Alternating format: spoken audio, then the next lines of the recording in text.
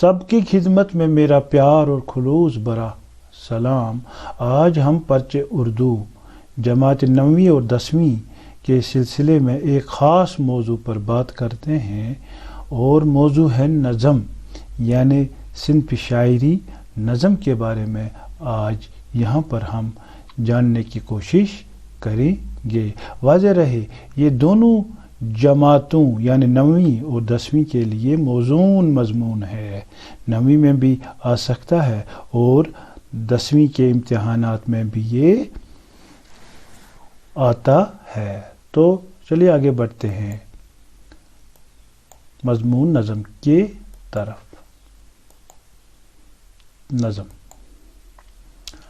نظم ایک اہم صنف شاعری ہے۔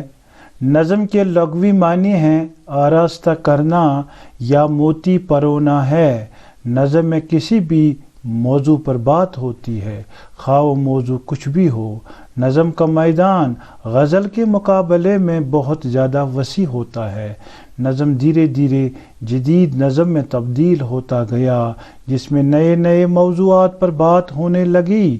نظم میں داخلی کیفیات، خارجی واقعات، مناظر قدرت، فطری احساسات، وطنیات و قومیات، انسانی رجحانات اور عصری واقعات بیان ہوتے ہیں۔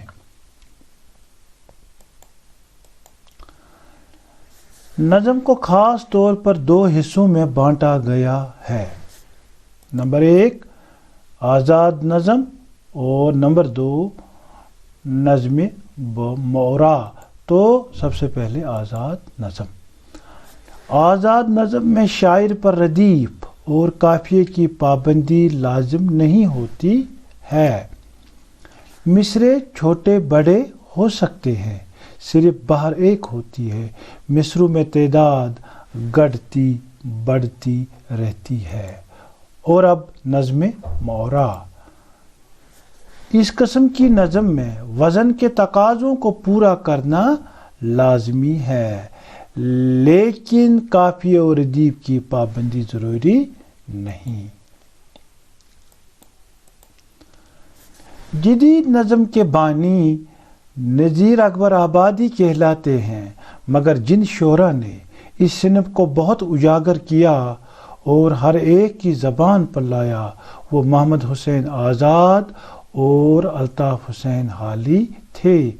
آزاد نے اس کو سنوارنے میں کلیدی رول ادا کیا اور بعد میں حالی نے اس کے نقش قدم پر چل کر جدید نظم کو ترقی دینے کے لیے قلم اٹھایا، لہذا دونوں کو بھی جدید نظم کا بانی قرار دینا صحیح ہوگا۔ دوسرے مشہور نظم گو شاعر ہیں محمد اسماعیل میرٹھی، حفیظ جالندھری، جوش ملی آبادی، علامہ اقبال، کیفی اعظمی، فیض احمد فیض، سردار جعفری، جان نثار اختر، ساحر لدھیانوی اور اختر الایمان وغیرہ وغیرہ۔